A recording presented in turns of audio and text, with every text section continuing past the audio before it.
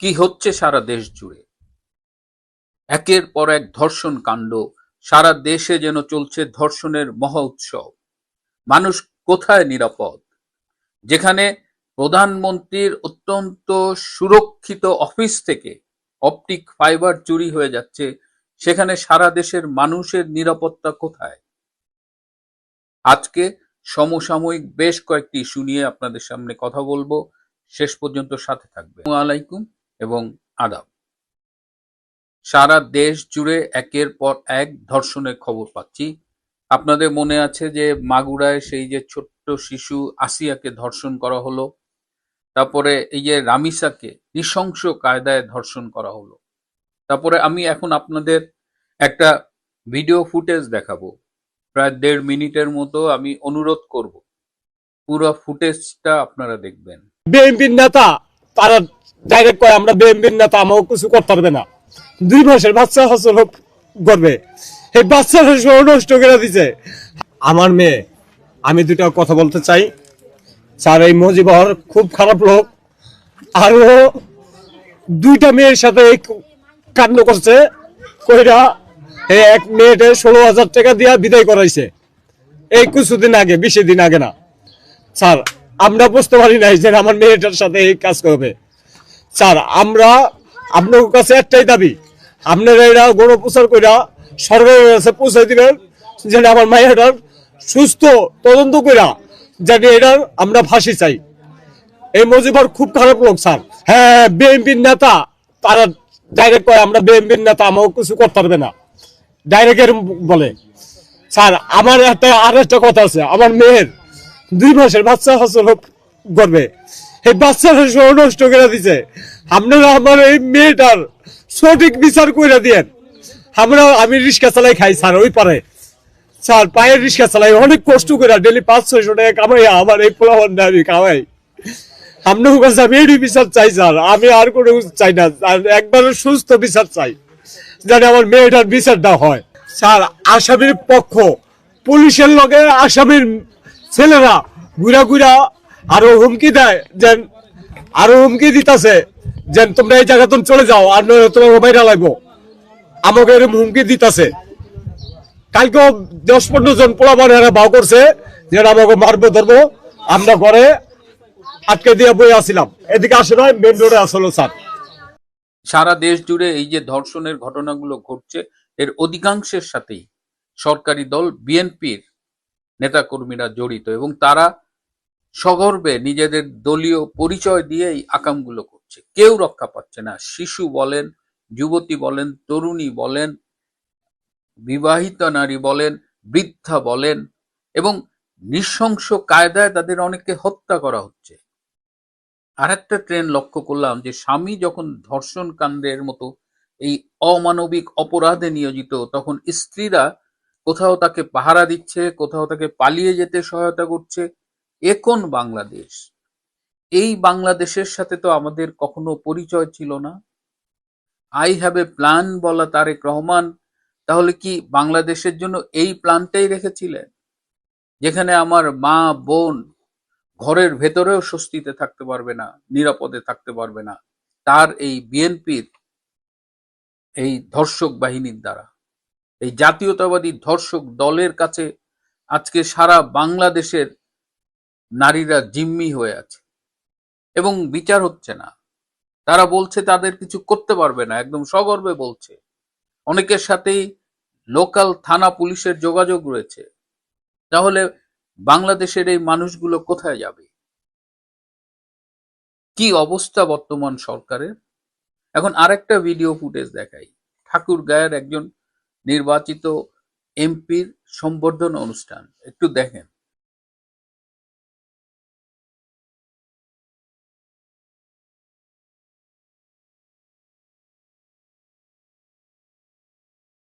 কি দেখলেন? আমি আমার জীবনে এরকম দৃশ্য দেখিনি যে মঞ্চে একজন এমপির সংবর্ধনার নেতারা বসে আছে এবং সামনে কেউ নাই, নট এ সিঙ্গেল পার্সন যেখানে সামনে বসে আছে। এইরকম শূন্য গ্যালারি কখনোই দেখিনি।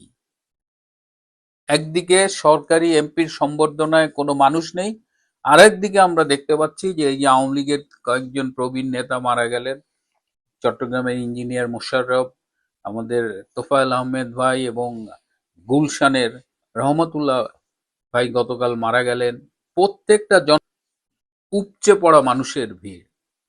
এই যে ভোলায় যেটা আমি বলেছি আগে যে 1 কিলোমিটার ডায়ামিটারে অসংখ্য মাইক লাগিয়েছিল, কারা লাগিয়েছিল? তার পরিবারের কেউ এটি লাগায়নি, এটি এলাকার সাধারণ মানুষ এই মাইকগুলো লাগিয়েছে।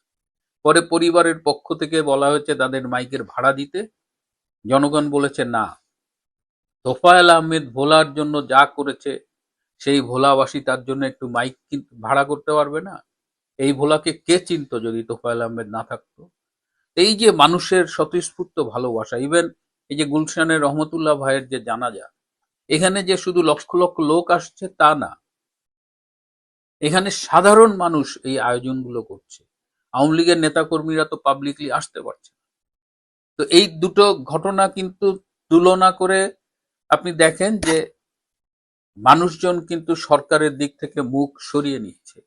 আমার একজন পরিচিত অস্ট্রেলিয়ান বাংলাদেশি, তিনি বাই রোডে ইন্ডিয়ার থেকে বাংলাদেশে যাচ্ছিলেন, বললেন যে আমি বাসে যাচ্ছিলাম এবং বাসে সাধারণ মানুষের যে কথাবার্তা, সবার মুখে একই কথা যে আগেই ভালো ছিলাম, দেশে নিরাপত্তা নাই, বেরোলে ধর্ষণের ভয়, ছিনতাইকারীর ভয়, নির্যাতনের ভয়, মবের ভয়, একটা মানে পুরা দেশটা একটা নরক হয়ে গেছে। ভেবেছিলাম ইনুস চলে গেলে অন্তত মিনিমাম একটু ইমপ্রুভ একটা অবস্থা হবে, কিন্তু কিসের কি? তো ডক্টর ইনুসের সবকিছুর ধারাবাহিকতা, সকল অন্যায়ের ধারাবাহিকতা বজায় রেখেছে এই তারেক রহমান। এই যে তার অফিসের কথা চিন্তা করেন, প্রধানমন্ত্রীর অফিস কি লেভেলের সুরক্ষিত, সেইখানে অপটিক ফাইবার চুরি হয়ে গেছে। সারা পৃথিবীতে এরকম ঘটনা খুব শুনেছেন যে একদম প্রধানমন্ত্রীর অফিস যেটা সবচেয়ে সুরক্ষিত, সেইখানে এই অপটিক ফাইবার চুরি হওয়ার ফলে এই যে রেড টেলিফোন, সেখানে ইন্টারনেট যা ছিল, প্রায় 18 ঘন্টা সমস্ত রকমের যোগাযোগ বিচ্ছিন্ন ছিল তারেক রহমানের ওই অফিস। এখন এটা কি স্রেফ চুরি কিনা সেটা নিয়েও প্রশ্ন উঠেছে। এটা কি শুধুমাত্র চুরি নাকি অন্য কিছু? কোনো মহড়া? দেখা গেল যে তারেক রহমানকে কিভাবে বিচ্ছিন্ন করে দেওয়া যায়, যোগাযোগ বিচ্ছিন্ন করে দেওয়া যায়। তারেক রহমানের নিজস্ব নিরাপত্তার কি অবস্থা? অনেক কিছু কিন্তু বাতাসে কান পাতলে শোনা যায়। আমরা রাজনৈতিকভাবে বিরোধিতা করতে পারি, কিন্তু আমরা চাই না যে এখানে এমন কোনো ঘটনা ঘটুক যেটা কারো জন্যই মঙ্গল বয়ে আনবে না। তারেক রহমানের নিরাপত্তা নিশ্চিত করে বলা যায় ঝুঁকির মুখে, অন্তত এই ঘটনা সেটা প্রমাণ করে দিয়েছে। তারপরে তিনি এসএসএফ এর বাইরে তার চেয়ারম্যান সিকিউরিটি ফোর্স নিয়ে চলাফেরা করেন, সেই সিএসএফ কে দেখলাম পার্টির লোকজন ধাওয়া দিচ্ছে। এটা প্রধানমন্ত্রীর সিকিউরিটি ফোর্স, তাকে দলের লোকজন ধাওয়া দিচ্ছে এবং তারা ধাওয়া খেয়ে পালিয়ে যাচ্ছে। সুতরাং যে দেশের প্রধানমন্ত্রী নিজের নিরাপত্তা ঝুঁকির মুখে, যে দেশের প্রধানমন্ত্রীর অফিস থেকে অপটিক ফাইবার চুরি হয়ে যায়, সেই দেশের সাধারণ মানুষের অবস্থা কি, এটা তো খুব স্বাভাবিকভাবে বোঝা যায়। এটার জন্য তো রকেট বিজ্ঞানী হতে হয় না। যেটা বলছিলাম যে মানুষ মুখ সরিয়ে নিচ্ছে, মানুষ এই সরকারের বিরুদ্ধে ঝুঁকছে, এইগুলোর পরিণতি কিন্তু খুব একটা ভালো হয় না, হবে না, বা অতীতেও হয়নি। আমরা এই যে ধর্ষণ হচ্ছে, এই যে জাতীয়তাবাদী ধর্ষক দল, এদের প্রত্যেকের দৃষ্টান্তমূলক শাস্তি চাই। মানুষের মুখের ভাষা, মানুষের বুকের ভাষা, এগুলো শুনবার, বুঝবার চেষ্টা করুন। কতিপয় চামচা, জনবিচ্ছিন্ন সুশীল পরিবেষ্টিত হয়ে ভাববেন না যে সব কিছু আপনাদের নিরাপদে থাকবে। বাংলাদেশের মানুষ যদি একবার ক্ষেপে, তাহলে কিন্তু কেউ রক্ষা পায়নি। বাংলাদেশের ইতিহাস সেটা খুব স্পষ্ট করে বলে। প্রিয় বন্ধুরা, আজ এ পর্যন্তই। ভালো থাকবেন, সুস্থ থাকবেন, তার চেয়েও জরুরি হলো নিরাপদে থাকবেন। সবাইকে অনেক ধন্যবাদ।